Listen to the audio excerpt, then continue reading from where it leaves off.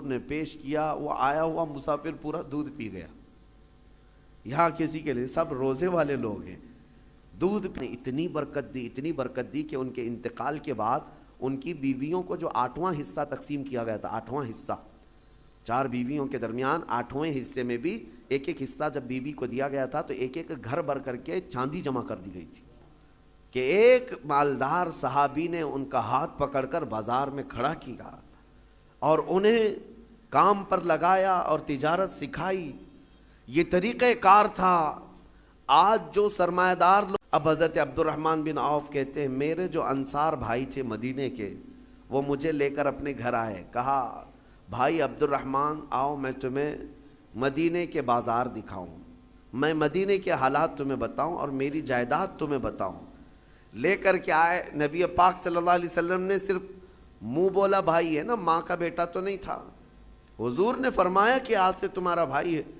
تو مدینے کے وہ انصار صحابی حضرت عبد الرحمن بن عوف سے کہتے ہیں دیکھو مدینے میں میرے اتنے باغیچے ہیں، ان میں سے آدھے تمہارے آدھے میرے.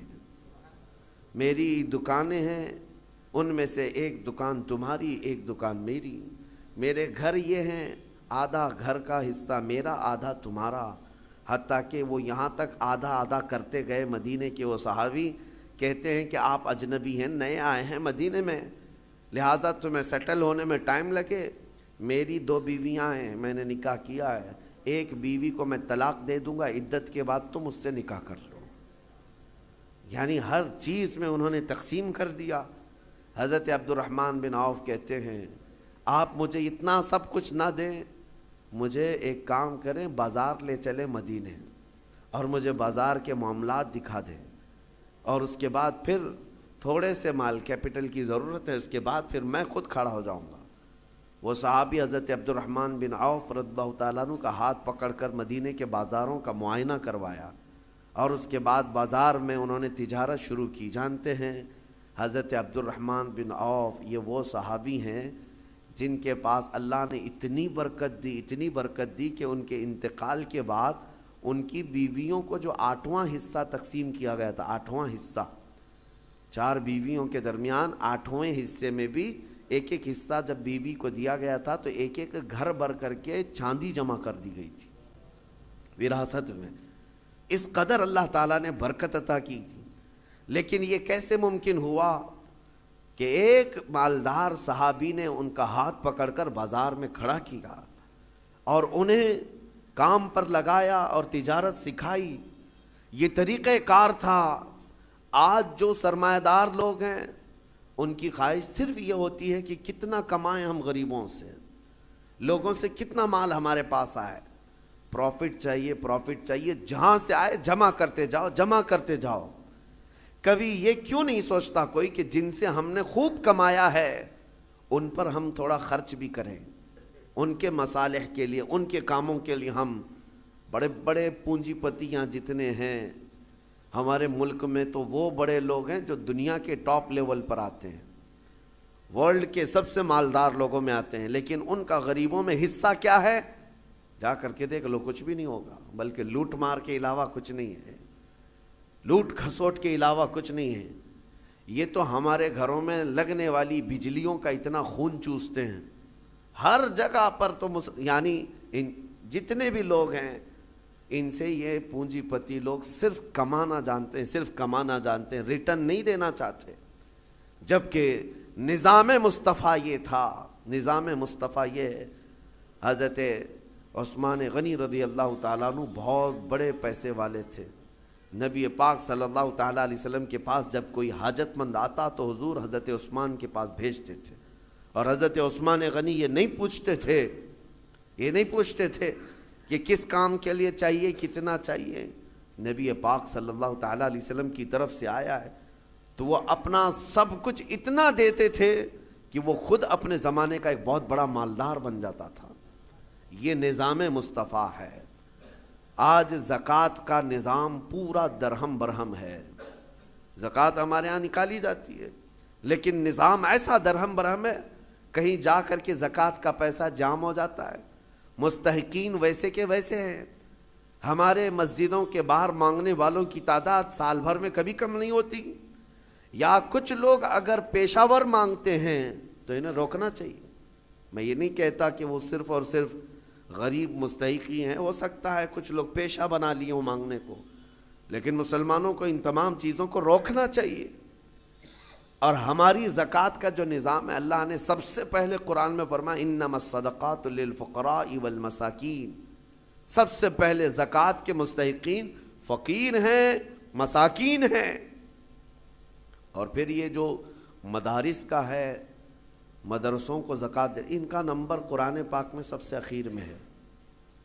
فی سبیل اللہ، یعنی جو اللہ کی راہ میں ہیں وہ طالب علم ہے. ہاں اگر وہ مستحق غریب ہے، فقیر ہے، تو ٹھیک ہے، وہ بھی نمبر 1 پر زکوٰۃ لے سکتا ہے. لیکن آج ہمارے لوگوں میں ایک ذہن میں یہ بات بیٹھی ہے کہ زکوٰۃ صرف اور صرف ایک جگہ جو مدرسوں کو دی جاتی یہی ہے، وہ ایک حصہ ہے. آپ ضرور دیں، جو مستحق ادارے ہیں وہ دین کا نظام چلا رہے ہیں، ضرور دیں، لیکن آپ آس پاس کبھی نظر نہیں کرتے، اپنے ارد گرد نظر نہیں کرتے. قرآن پاک میں ان فقیروں کا ذکر کیا گیا ہے کہ جو شرم کے مارے تم سے مانگتے نہیں، وہ حقیقت میں فقیر ہے. حیا کی وجہ سے تمہارے پاس ہاتھ نہیں پھیلاتے، وہ حقیقت میں فقیر ہیں، اور ان کو دینے پر اللہ نے تمہارے بہت بڑے اجر کا وعدہ فرمایا. یہ احساس آپ کو خود کو ہونا چاہیے. میں آج ایک مثال دوں. نبی پاک صلی اللہ تعالیٰ علیہ وسلم کا جو نظام ہے، سیدنا عثمان غنی رضی اللہ تعالیٰ عنہ کا جو مال تھا، حیرت ہوتی ہے آج بھی مدینہ طیبہ میں حضرت عثمان غنی کا اکاؤنٹ چل رہا ہے. آج بھی ان کے بینک کا کھاتہ چل رہا ہے. 14 صدیاں گزر گئی، ان کے نام کی جائیداد آج بھی موجود ہے. ان کا باغیچہ، ان کا کنواں جو انہوں نے خرید کر کے وقف کیا. جس کے پاس مال ہے وہ اگر اپنے سرمائے کو ریٹرن قوم تک پیش کرتا ہے تو اس کا مطلب یہ نہیں ہے کہ اس کا سرمایہ کم ہو جائے گا. تاریخ کی سچائیاں بتا رہی ہیں 14 سینچریاں گزر گئی لیکن ان کے مال میں ابھی بھی کمی نہیں ہے. مدینہ طیبہ میں ان کے نام کی پوری ہوٹل بھی ہے، وقف عثمان بن عفان. حضرت عثمان غنی رضی اللہ تعالیٰ عنہ کے وقف کی ہوئی چیزیں آج بھی مدینہ میں موجود ہیں اور سرمایہ کما رہی ہیں، آج بھی کما رہی ہیں. مدینہ طیبہ میں جب حضور تشریف لائے حالات کیا تھے؟ ایک ہی کنواں تھا میٹھے پانی کا، اور وہ بھی یہودی کے قبضے میں تھا. وہ پانی بیچتا تھا تو پانی بیچا جاتا تھا. ظاہر سی بات ہے یہ استحصال آج بھی کچھ لوگ کرتے ہیں. جب ضرورت کی چیزیں نہیں ملتی مارکیٹ میں تو کچھ مالداروں کے پاس یہ چیزیں ہوتی ہیں اور وہ لوگوں کو جو 10 روپے کی وہ 100 روپے میں بیچتے رہتے ہیں. یہ احتکار اسلام میں ناجائز و حرام ہے. لوگوں کی مجبوری کا فائدہ اٹھانا. جب تمہارے لیے ضرورت تھی، یہ 5 روپے کا ماسک جو ہے 50 روپے میں بھی بیچا جا رہا تھا، کیونکہ اب لوگوں کو ضرورت تھی. تو لوگوں کی ضرورت کو دیکھ کر کے اس کا منافع بڑھا دینا اور لوگوں کی مجبوری کا فائدہ اٹھانا، اسلام اس کی کبھی اجازت نہیں دیتا. جب مدینہ طیبہ میں آئے، ایک یہودی سب کو پانی بیچ رہا ہے، پینے کا پانی. صحابہ جو غریب تھے حضور کی بارگاہ میں آئے، عرض کیا کہ یا رسول اللہ صلی اللہ علیہ وسلم، اتنی غریبی ہے کہ ہم پانی خرید کر نہیں پی سکتے. حضور اکرم صلی اللہ تعالیٰ علیہ وسلم نے اعلان فرمایا، کوئی ہے ہم میں سے جو اس کنویں کو خرید کر کے اللہ کی رضا کے لیے وقف کرے اور مسلمانوں کو پانی پہنچائے، اس کے لیے اللہ تعالیٰ جنت کی پوری نہر عطا فرمائے. حضرت عثمان غنی کھڑے ہوئے، مال والے تھے، پیسے تھے. کہا کہ یا رسول اللہ صلی اللہ علیہ وسلم مجھے اجازت دیں، میں یہ سودا کرتا ہوں. گئے، لیکن ماننا بھی تو چاہیے. جو مالک ہے کنویں کا اس کے پاس آئے، یہودی تھا. اس سے کہا تو یہ کنواں مجھے بیچ دے، اور ریٹ لگانا شروع کیا. کتنا جو تھا ہی نہیں اس وقت کا ریٹ. آپ نے 1000 درہم سے شروع کیا. 1000، 2000، 3000، 4000 درہم چاندی کے سکے کو کہتے تھے. 10,000 درہم پر بھی لگائے، وہ دینے کو تیار نہیں ہوا. کہا نہیں میں بیچوں گا نہیں کنواں. پھر حضرت عثمان غنی نے ایک راستہ ہی نکالا. کہا اچھا ٹھیک ہے، تو نہیں بیچے گا، پارٹنرشپ میں تو کر لیتے ہیں، آدھا آدھا کر لیں گے. تو آدھا مالک میں آدھا مالک، ایک دن تو بیچ ایک دن میں بیچوں گا. وہ اس بات پر راضی ہوا کہ کنواں تو میرے پاس ہی رہے گا، پارٹنرشپ میں لے لوں گا۔ 12,000 درہم چاندی کے سکے دے کر حضرت عثمان غنی نے کنویں کی آدھی ملکیت اپنے حاصل کر لی، آدھی ملکیت لے لی۔ اب اس کے بعد طے یہ پایا تھا کہ ایک دن یہودی کے قبضے میں رہے گا، ایک دن حضرت عثمان غنی کے قبضے میں رہے گا۔ اس کے قبضے میں جب ہے وہ پانی بیچے، جب ان کے قبضے میں ہو تو یہ پانی بیچے۔ حضرت عثمان نے آدھا پارٹنرشپ میں لیا اور مدینے میں آ کر اعلان کر دیا جسے پانی چاہیے وہ میری باری کے دن مفت میں لے جائے، جس کو اپنے پانی کی ضرورت ہے۔ مدینے کے غربا، مساکین اور سب اہل مدینہ حضرت عثمان کی باری کا انتظار کرتے، جس دن ان کی باری ہوتی سب پانی لے لیتے، اور جب یہودی کی باری ہوتی وہ مکھیاں مارتا بیٹھتا، کون خریدتا؟ جب پانی مفت میں تقسیم ہو رہا ہو تو پیسے دے کر اس سے کون لیتا؟ تو اس نے جو سودا کیا تھا پھر وہ کہنے لگا کہ میں تو گھاٹے کا سودا کر لیا۔ عثمان چالاکی کر گیا، یہودی کہتا رہا، اور اس کے بعد کئی دن تک اس کے کنویں پر کوئی خریدار نہیں آتا۔ تو اب حضرت عثمان کے پاس وہ آیا اور کہا باقی آدھا بھی خرید لو، آدھے کی جو پارٹنرشپ چلا رہے ہو باقی آدھا بھی تم خرید لو۔ حضرت عثمان غنی اس وقت کہتے ہیں اب مجھے خریدنا نہیں ہے، پارٹنرشپ پہ ہی چلیں گے، آدھے آدھے پر ہی چلیں گے۔ پھر حالات یہاں آئے کہ بہت اونے پونے اس یہودی کو چند سکوں پر، چند درہموں پر اپنا پورا کنواں دے کر جانا پڑا۔ حضرت عثمان غنی نے بہت مختصر سی دولت سے باقی کا کنواں خرید لیا، اور اس کے بعد بارگاہ رسالت مآب صلی اللہ علیہ وسلم میں حاضر ہوئے۔ عرض کرتے ہیں یا رسول اللہ صلی اللہ علیہ وسلم، اس کنویں کی ملکیت مجھے پوری کی پوری حاصل ہو گئی، میں آپ کو گواہ بنا کر عرض کرتا ہوں میں اس کنویں کی ملکیت سے دستبردار ہوتا ہوں، آج سے یہ کنواں صرف اور صرف اللہ کے نام پر وقف ہو گیا۔ جسے پانی چاہیے وہ کنواں آج بھی 1400 سال کے بعد پانی دے رہا ہے، مدینے میں آج بھی موجود ہے، پورے مدینے کو پانی پلایا۔ مدینے والے جب تک رہے پانی پیتے رہے، پورے خلفائے راشدین کا دور گزرا، صحابہ تابعین کا دور گزرا، نہ جانے کتنے بادشاہوں کا دور گزرا، وہ کنواں اسی طرح موجود ہے۔ آج کے دور میں بھی جا کر کے دیکھیں، پورا ایک محلہ ہے بیر عثمان نام سے مدینے میں۔ بیر عثمان کا مطلب ہوتا ہے عثمان کا کنواں، پورے محلے کا نام ہے۔ یہ میں آپ کو یہ کہنا چاہتا ہوں، اللہ نے اگر آپ کے پاس کوئی چیز دولت عطا کی، نعمت عطا کی، اس کو اگر مخلوق خدا پر ریٹرن کرتے ہو ختم نہیں ہوتا، مولا ہمیشہ کے لیے قائم فرما دیتا ہے۔ اور قرآن میں وَأَمَّا مَا يَنْفَعُ النَّاسَ فَيَمْكُثُ فِي الْأَرْضِ، جو لوگوں کو نفع دیتا ہے وہ زمین میں ہمیشہ برقرار رہتا ہے، لوگوں کو نفع دیتا ہے وہ زمین میں برقرار رہ جاتا ہے۔ آج کے اس ظالمانہ نظام کے خلاف میں بات کروں گا۔ اقوام متحدہ UN کی رپورٹ کے اعتبار سے، ابھی پچھلے سال کی بات کر رہا ہوں، 2022 میں تقریباً 53 کنٹریز ایسی ہیں جس میں 11.5 کروڑ لوگ صرف بھوک کی وجہ سے مرے ہیں۔ 11.5 کروڑ لوگ بھوک مری، یہ دنیا کا اتنا بڑا وہ ہے۔ میں پوچھنا چاہتا ہوں، یہ رپورٹ نکالنے والے وہ بڑا ادارہ ہے، اقوام متحدہ UN، جن کے پاس بڑے بڑے کنٹریوں کے بادشاہ آ کر بیٹھتے ہیں میٹنگوں کے لیے، تو رپورٹ نکالنے والوں کو کیا یہ شرم نہیں آتی کہ افریقہ کے غریب بچوں کی تصویریں چھاپ دیتے ہو؟ عربوں کی سونے کی کرسی کو کبھی کیوں نہیں ہلا کر کے پوچھتے کہ تمہارا ایک لقمہ ان کی زندگی بناتا ہے؟ کیوں نہیں پوچھا جاتا؟ دنیا میں یہ نظام نہیں ہے۔ دنیا آج مالداری کے حصول میں اور کمپٹیشن میں اتنی آگے بڑھ رہی ہے، ہر کوئی مال میں کمپٹیشن کرنا چاہ رہا ہے۔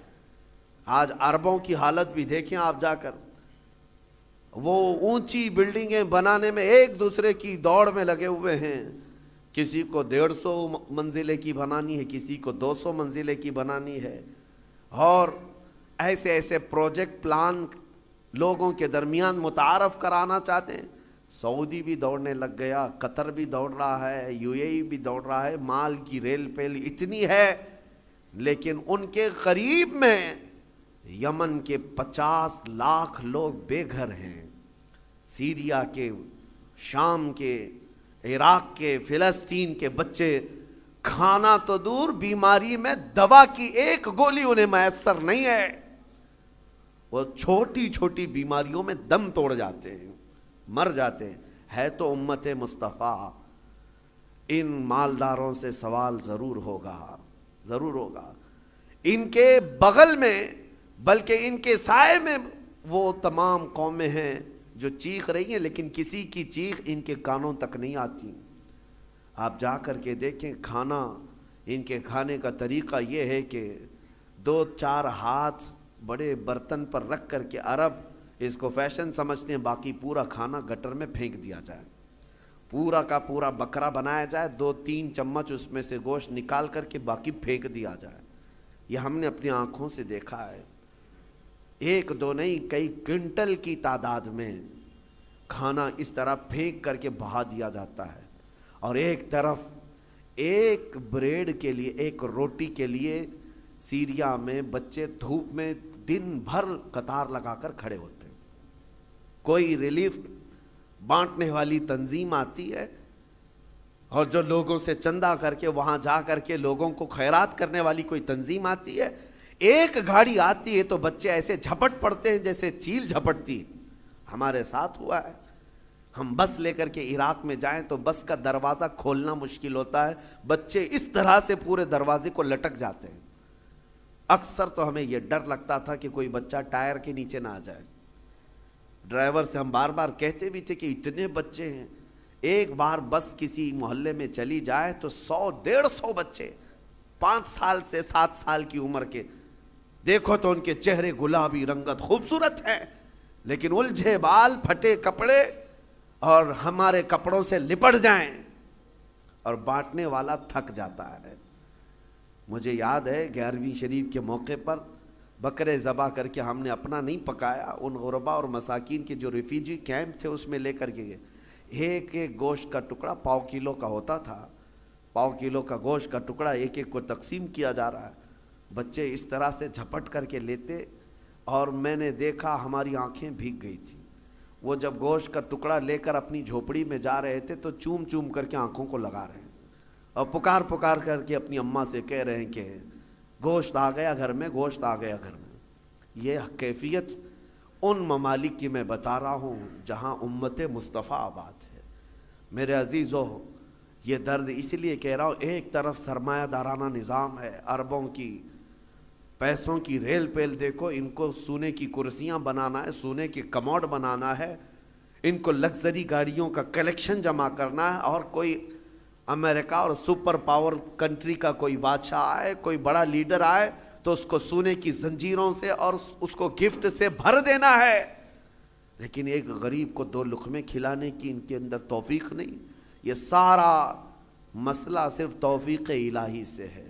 اسی لیے رمضان المبارکہ میں ان لوگوں کا احساس کرو، اگر احساس نہیں ہے تو پھر جینے کا کوئی مقصد بھی نہیں ہے۔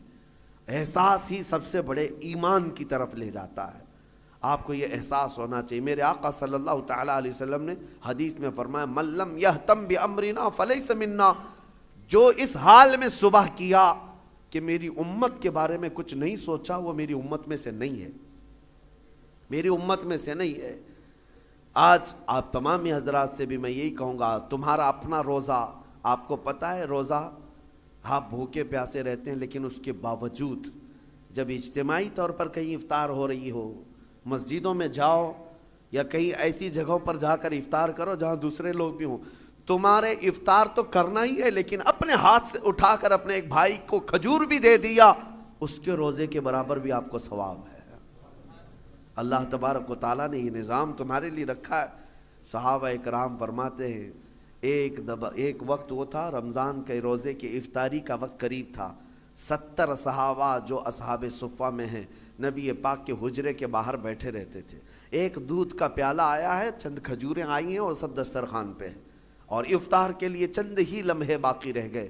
نبی پاک صلی اللہ علیہ وسلم نے اپنے حجرے میں اندر دیکھا، حضرت عائشہ سے کہا کہ عائشہ باہر نظر کرو، کوئی باقی تو نہیں رہ گیا، کوئی مسافر، کوئی اجنبی تو نہیں ہے۔ حضرت عائشہ کہتی ہیں وہ کھڑکی سے اندر سے جھانک کر دیکھتی ہیں، جنت البقیع قبرستان حضور کے حجرے سے تھوڑی دور پہ ہے، ایک درخت تھا غرقد کا، اس درخت کے نیچے کوئی ایک مسافر آیا ہے اور الجھے ہوئے بال ہیں، کہیں لمبے سفر سے آیا، وہ اپنی سواری کو باندھ رہا ہے۔ حضرت عائشہ نے کہا یا رسول اللہ صلی اللہ علیہ وسلم، کوئی دور کا مسافر لگتا ہے اور غرقت کے نیچے کھڑا ہے، افطار کرنے کے لیے میرے آقا بیٹھے، چند لمحے باقی رہ گئے تھے۔ صحابہ کہتے ہیں حضور دسترخوان چھوڑ کر اٹھ گئے، میرے آقا دسترخوان چھوڑ کر اٹھ گئے اور چل کر کے گئے، اور جب اس کے پاس گئے تو اس سے پوچھا کہاں سے آئے؟ وہ بڑا لمبا سفر کر کے آیا تھا، اور حضور اکرم صلی اللہ تعالیٰ علیہ وسلم نے اس سے پوچھا کہ یہاں آنے کا مقصد کیا ہے؟ آنے والے نے کہا میں محمد صلی اللہ علیہ وسلم سے ملاقات کے لیے آیا ہوں، میں انہیں دیکھنے آیا ہوں۔ حضور نے ہاتھ پکڑ کر طلب کیا کہ چلو ہمارے ساتھ، اور حضور اکرم صلی اللہ تعالیٰ علیہ وسلم لا کر کے اس کو دسترخوان پر بٹھائے، اور جب دسترخوان پر بیٹھا ایک دودھ کا پیالہ تھا، حضور نے پیش کیا، وہ آیا ہوا مسافر پورا دودھ پی گیا۔ یہاں کسی کے لیے سب روزے والے لوگ ہیں، دودھ پی گیا۔ نبی پاک صلی اللہ تعالیٰ علیہ وسلم مسکرائے، اور کھجور حضور نے اپنے منہ سے تھوڑی سی کھائی اور صحابہ کو دیا۔ صحابہ کہتے ہیں ساروں نے وہی کھجور کھائی، سبوں نے وہ کھجور کھا لی۔ اب اس کے بعد وہ بندہ پوچھتا ہے محمد کہاں ہیں؟ جو آیا ہوا ہے وہ کہتا ہے محمد کہاں ہیں؟ نبی پاک صلی اللہ تعالیٰ علیہ وسلم نے اس وقت تک اسے احساس ہونے نہیں دیا میں اللہ کا رسول ہوں۔ سب سے پہلے اس کا پیٹ بھر جائے، سب سے پہلے اس کی ضرورت پوری ہو جائے۔ پھر صحابہ نے کہا تیرا ہاتھ جس نے تھاما تھا وہی اللہ کا رسول ہے، وہی محمد عربی صلی اللہ تعالیٰ علیہ وسلم ہے۔ اے احساس ہے میرے عزیزو، آج اللہ تعالیٰ نے کوئی چیز تمہارے پاس دی ہے تو ذخیرہ اندوزی کے جرم میں کبھی مبتلا مت ہونا۔ ذخیرہ اندوزی کا مطلب یہ کہ خزانے جمع کرتے رہو کرتے رہو۔ قرآن کہتا ہے والذین یکنزون الذهب والفضة ولا ينفقونها في سبیل اللہ فبشرهم بعذاب علیم۔ اللہ فرماتا جو خزانہ جمع کر رہے ہیں، سونا چاندی ذخیرہ کرو ذخیرہ کرو، تمہیں جتنا جمع کرنا ہے جمع کرو، لیکن اس کا حق ادا نہیں کیا، اس کی زکوٰۃ نہ نکالی۔ اللہ فرماتا ہے اے حبیب ان لوگوں کو بشارت دے دیں دردناک عذاب کی، یوم یحمى علیہا فی نار جہنم فتکوی بہا جباہہم وجنوبہم وظہورہم ھذا ما کنزتم لانفسکم فذوقوا ما کنتم تکنزون۔ قیامت کے دن اللہ فرما رہا ہے اس دن آگ تپائی جائے گی جہنم کی، اور پھر یہ جو لوگ ذخیرہ اندوزی میں ملوث تھے ان کی پیشانیوں کو داغا جائے گا، ان کی پیٹھ کو داغا جائے گا، ان کے دونوں بازوؤں کو داغا جائے گا، اور پھر ان سے کہا جائے گا چکھو یہ تمہارا وہی مال ہے جس کو تم جمع کر کے سانپ کی طرح بیٹھے رہتے تھے۔ اگر اللہ نے دیا خوب جمع کرو، خوب حاصل کرو، لیکن اس کا حق بھی ادا کرو، اس کا حق ادا کرو۔ آج حالات ہمارے پوری امت کے لیے اس قدر دردناک ہیں۔ میں ایک ریکویسٹ کر کے اپنی گفتگو کو ختم کرتا ہوں۔ افطار روزانہ کرتے ہیں، دسترخوان پر بیٹھتے ہیں، تو جب کھجور اٹھائیں، ہو تو نہیں سکتا، ہماری طاقت نہیں ہے کہ ہم چل کر کے ملک شام پہنچ جائیں، چل کر کے ابھی ہم عراق پہنچ جائیں، چل کر کے ابھی ہم یمن چلے جائیں، لیکن دسترخوان پر کھجور اٹھا کر بارگاہ رب العزت میں یوں تو کہہ سکتے ہو مولا مجھے تو نعمتیں کھلا رہا ہے، تیرے حبیب کی امت میں چھوٹے بچے بھوک سے بلک رہے ہیں، اے اللہ تو نے مجھے کھجوروں کی نعمت دی ہے، اے کریم خدا ان پر تو اپنا خان نعمت وسیع فرما دے، میرے حبیب کی امت پر تو رحم کی چادر پھیلا دے، ان کے آزمائش کے دنوں کو تو مولا اب ختم فرما دے۔ یہ دعا روزانہ افطار میں ضرور کر لینا۔ اس لیے میں کہہ رہا ہوں کہ اگر تمہارے دل میں احساس بھی پیدا ہوا، قیامت کے دن یہ نیت بھی دیکھی جائے گی کہ یہ چل کر کے تو نہیں گیا، لیکن ان کے درد کا درد یہ یہاں بیٹھ کر کے بھی محسوس کرتا تھا، اس کی بھی بخشش کی جائے گی۔ اللہ کریم رمضان المبارکہ کی ان خیر والی ساعتوں میں ان تمام غریب امت مصطفیٰ پر رحم و کرم کی بارش نازل فرمائے، مولا ان سب کو امن کی سانسیں عطا فرمائے۔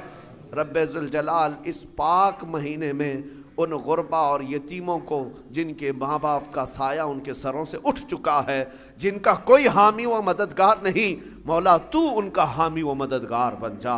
اے کریم خدا تو ان کا ناصر و وکیل ہے، اے اللہ غیب سے ان کے لیے اسباب پیدا فرما۔ وآخر دعوانا ان الحمد للہ رب العالمین۔